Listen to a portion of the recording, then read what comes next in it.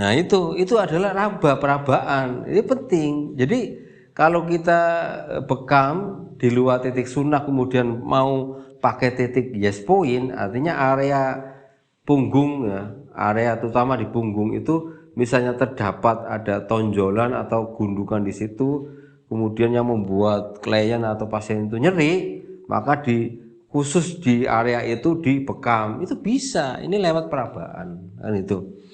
Kemudian di samping 4 cara pemeriksaan tadi ya, dengan cara melihat, mendengar dan yang tercium dari bau-bauan klien pasien, kemudian lewat wawancara ya, diskusi dengan pasien, kemudian lewat perabaan juga kita melihat hasil laborat dari klien, melihat angka, contoh misalnya trigliseridnya berapa, kolesterolnya berapa, asam uratnya, gula darahnya, laju endap darah, tensinya, itu adalah lab semua. Kita juga kombinasi dengan itu karena konsepnya adalah holistik gitu. Ya holistiknya ya di sini. Jadi menyeluruh berbagai aspek yang mendukung dari penyakitnya tadi yang dikeluhkan. Kemudian dari 5 cara pemeriksaan tadi kok ada sesuatu yang aneh, ada hubungannya dengan goib. Hasil labnya sehat, hasil dengan melihat, mendengar, menghidu, kemudian ada diskusi, pertanyaan dan perabaan dengan hasil lab, itu menandakan dia sehat. Tetapi kok seperti orang stres, orang gila, kadang-kala aneh, ya kan, ini hal yang goib, ya kan, dengan ciri-ciri misalnya dia ada gangguan, ya, itu adalah urusan goib. Maka pemeriksaan yang ada hubungannya dengan goib tadi, dengan indikasi misalnya dia ada kesurupan atau ada gangguan jin, misalnya tidurnya dan seterusnya, maka urusan goib ini juga penting itu. Maka diterapi dengan ruqyah syar'iyyah itu. Nah ini hubungannya dengan goib. Nah itu seperti halnya penyakit faktor X tadi, ini ada hubungannya dengan goib gitu. Itulah penjelasan terkait dengan 6 cara pemeriksaan di ilmu batang pohon ilmu. Kemudian di samping memahami 6 cara pemeriksaan, kita juga memahami tentang 8 kaidah diagnosa. Ada 4 pasang ya, kaidah diagnosa, ya kan? Nah, di sini ada jenisnya penyakit, ini penyakit panas, apa penyakit dingin. Kemudian ada jenis penyakit, ini tipe kuat, ekses, berlebih, atau kasusnya adalah kasus lemah, kurang, atau defisien. Nah itu pasangan berikutnya. Nah, ya kan, di samping pasangan panas dingin, pasangan kuat atau lemah, pasangan dalam atau luar, ya. Li, ya kan, itu penyakitnya sudah di dalam organ atau di luar gitu. Jadi pio atau li, artinya penyakit itu masih di permukaan atau sudah masuk ke dalam organ utama tubuh, kan itu. Kemudian dia masuk golongan yin apa golongan yang. Secara umum ini penyakitnya masuknya ke yin apa ke yang atau campuran keduanya. Ada area tertentu kok dia panas tapi dia di samping panas tapi ada defisien, kelemahan fungsi organ. Karakternya panas, ya, tapi kok dia energinya lemah. Nah ini adalah kombinasi. Ya itu adalah ada pemahaman atau penjelasan ilmu di 8 kaidah diagnosa. Terapis juga harus perlu itu memahami ini, karena nanti mengerucut. Ketika mengerucut, nah itu bagi terapis nanti bisa mencarikan bagaimana tindakan terapinya. Kemudian kita memahami bab perjalanan penyakit, sindrom perjalanan penyakit itu perlu bab sindrom gitu loh.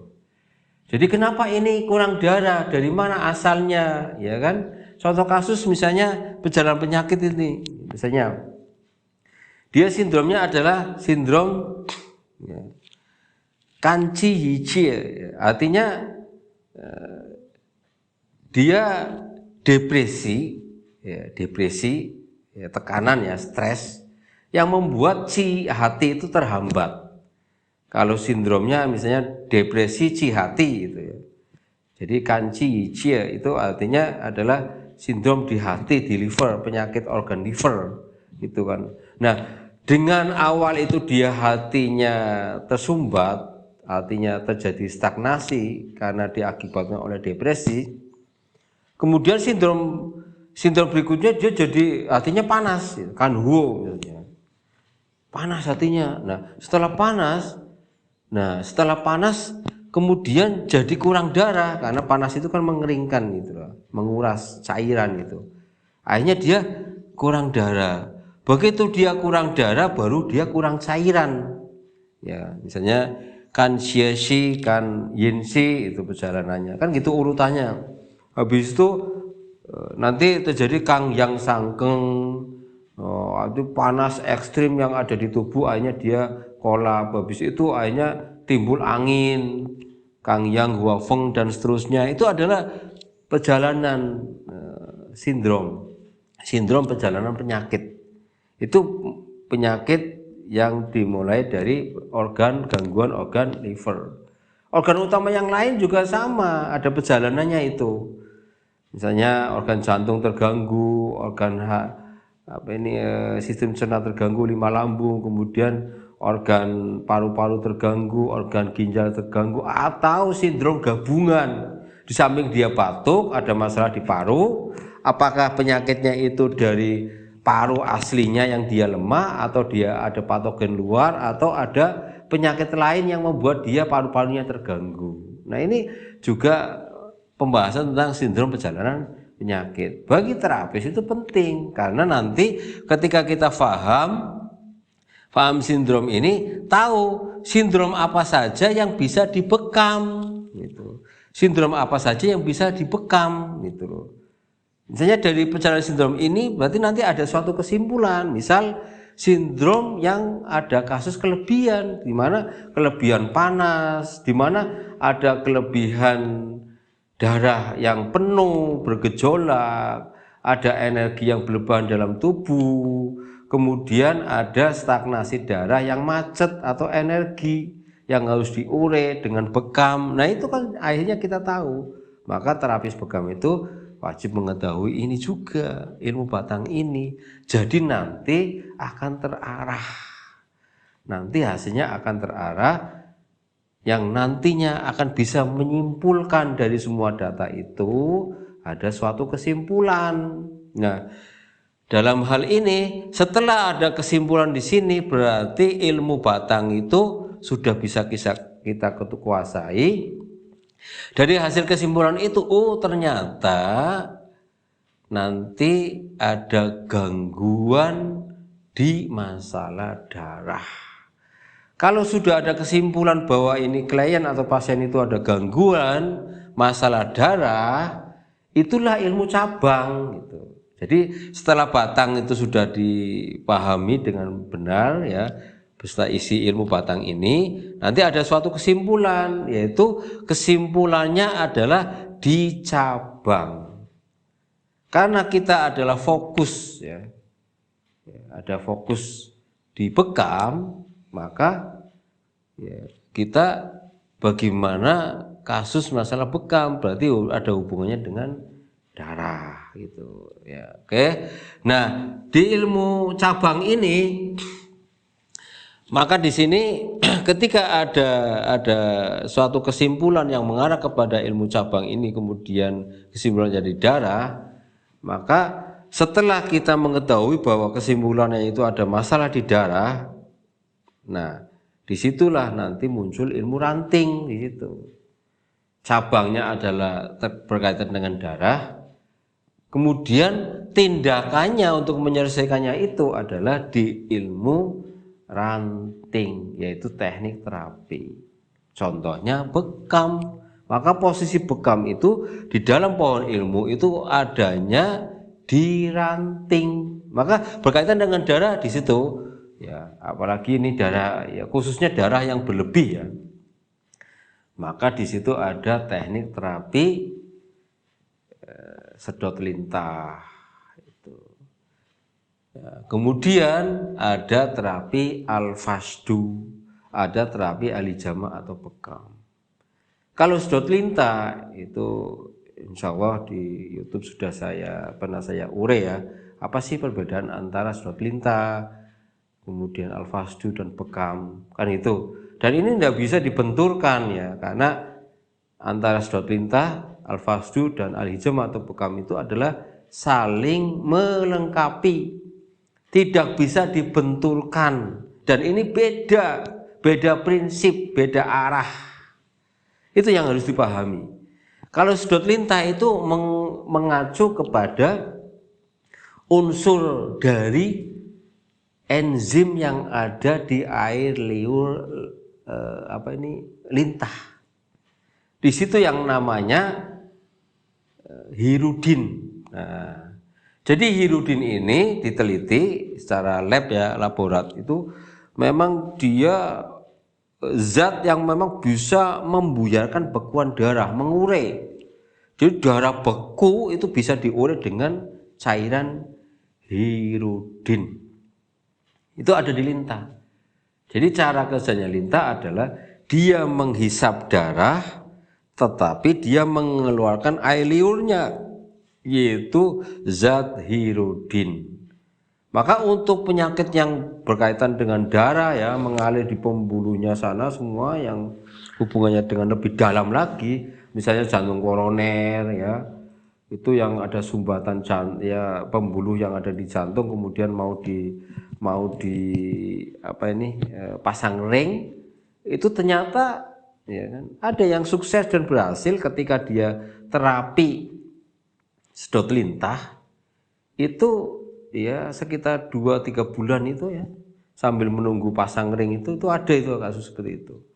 Kemudian dia rutin sampai menghabiskan 80 lintah, itu dihitung ketika sudah jatahnya dia pasang ring, kemudian pergi ke rumah sakit Jakarta yang sudah diperiksa di sana, kemudian diperiksa ulang, ternyata sudah bersih, jadi tidak jadi pasang ring. Nah ini ada kelebihan seperti itu. Karena ini lewat medianya adalah hewan lintah, ya kan. Nggak bisa cara kerja lintah, terapi lintah itu dibenturkan dengan al-fasdu atau bekam. Jadi benar-benar saling melengkapi. Kemudian al-fasdu, karena bagian al-fasdu itu adalah di pembuluh vena, itu darah yang ada di pembuluh vena, sedangkan di pembuluh vena itu banyak CO2 karbon dioksidanya itu. Ketika toksin banyak di sana, CO2 banyak di sana, kemudian di suatu tempat misalnya di tangan, kok tangannya agak gaple, agak lemah, kok agak nyeri-nyeri gimana, kemudian baal, kadang-kadang semutan. Nah itu kan ada permasalahan stagnasi gitu. Karena banyak toksin yang menghambat itu, akhirnya tangan jadi semutan. Begitu di fasdu ya, diambil dari pembuluh venanya, dia keluar ya sekitar 250 misalnya, atau 150 cc sampai 250 cc, bahkan ada yang 300, kok biidznillah bisa sembuh, kan masya Allah ini al-fasdu. Al-fasdu itu fokus dia ke pembuluh darah yang ada di pembuluh vena. Kalau dibenturkan dengan al-hijama ya kurang bijak dong, karena prinsipnya adalah berbeda. Kalau dibentukkan dengan sedot lintah ya juga berbeda, tidak bisa kan gitu. Walaupun ada sebagian yang memang misalnya tidak setuju dengan al-fasdu, tetapi ya ini ya, tetapi tidak kesetujuan itu juga harus mengakui dong. Artinya walaupun misalnya kok dicari hadisnya kok tidak ada tentang al-fasdu, adanya adalah misalnya hadis-hadis lemah, boleh kita taklid pada sebuah hadis, misalnya saya lebih baik enggak memakai al-fasdu lah ya, misalnya yang punya prinsip seperti itu. Tapi ya jangan sampai merendahkan terapis al-fasdu ya kan, karena ada nilai kesembuhan juga. Misalnya ada data 100 orang lah katakanlah ya kan, itu dari 100 orang dia 80 kok mengalami kesembuhan misalnya karena tepat ya sesuai dengan sindromnya ya kan. Ya kita juga harus mengakui fakta itu dong, jangan dipukul rata maksudnya. Kalau yang tidak setuju dengan fasdu ya diri kamu yang tidak setuju monggo, tetapi jangan sampai Dengan ketidaksetujuan itu akhirnya nyerang yang bagi terapis Al-Fasdu, karena secara data dia juga alhamdulillah testimoninya juga ada banyak penyakit-penyakit yang memang dia perlu di Al-Fasdu, kemudian di Fasdu itu cocok, kemudian dia sembuh. Dan kesembuhan juga kan bukan kita yang berkuasa, tapi benar-benar karena ridho Allah Subhanahu wa taala, memang Allah yang menyembuhkan. Ya kita juga secara fakta harus bisa menerima dong. Jangan sampai diserang juga, jangan. Kita boleh tidak setuju tetapi menghargai ya terapis-terapis yang kita tidak setujui juga media itu, atau alat yang dia gunakan juga misalnya kita tidak setuju, tetapi kurang bijak juga kalau kita menghabisi atau menyerang mereka, karena juga mereka ya menerapkan terapi itu dan klien atau pasien juga ada yang banyak yang sembuh juga. Kita juga harus artinya berlapang dada itu kan, itu namanya kita bersikap bijak lah ya gitu. Nah kalau alijama atau bekam ya jelas ya ini adalah ilmu ranting, dan dan alijama itu khusus pengambilan darah toksin atau darah kotor yang ada di permukaan kulit. Jadi dari 3 teknik terapi ini sama-sama diranting, tetapi insya Allah saling melengkapi. Inilah pandangan holistik insya Allah. Ya, kalau di sini semua teknik terapi di sini semua. Misalnya dia ada gangguan nanti ruqyah syariah. Kalau ada gangguan median bisa melalui akupunktur, akupressure. Kalau misalnya dia ada kesimpulan kok memang harus ada ramuan dan ramuan ya dengan pola makan. Dan di sini ada ilmunya juga, ilmu gizi, ilmu herbal. Herbal pun nanti ada herbal dari Indonesia, dari Timur Tengah, dari Cina misalnya, dari India, dari itu misalnya Brazil ya, dan seterusnya. Nah ini hubungannya dengan herbal. Kemudian kalau kesimpulannya ada gangguan tulang belakang, nanti di situ ada teknik terapi PTB. Apa itu PTB? Pembetulan tulang belakang. Itu pun jenisnya banyak. Ada Yumihuk Kiropraksi, ada Yamatera, ada Greg Method, ya kan? Dan ada teknik-teknik yang lain. Kemudian ada yang patah tulang misalnya, oh kelihatan ini patah tulang, ya kan? Nanti ada khusus patah tulang. Ada yang hubungannya dengan cedera sendi, ya kan? Itu keseleo dan seterusnya. Ini biasanya diperlukan dalam olahraga kan. Ini juga nanti ada khusus ya pembetulan tentang ini mengembalikan ini apa sendi-sendi yang ini cedera otot lah ya, arahnya ke situ. Kan gitu. Jadi semua itu adalah diranting. Semua teknik terapi ada di ranting gitu. Nah, karena hari ini adalah di kelas bekam holistik, maka difokuskan ke arah teknik terapi al-hijamah atau bekam. Alhamdulillah, mudah-mudahan penjelasan pohon ilmu ini secara holistik bermanfaat, sehingga bagi para peserta kelas bekam holistik bisa memahami ini, sehingga nanti dalam menerapkan teknik terapi alijama atau bekam itu tepat sasaran. Mudah-mudahan bermanfaat. Kurang lebihnya mohon maaf. Assalamualaikum warahmatullahi wabarakatuh.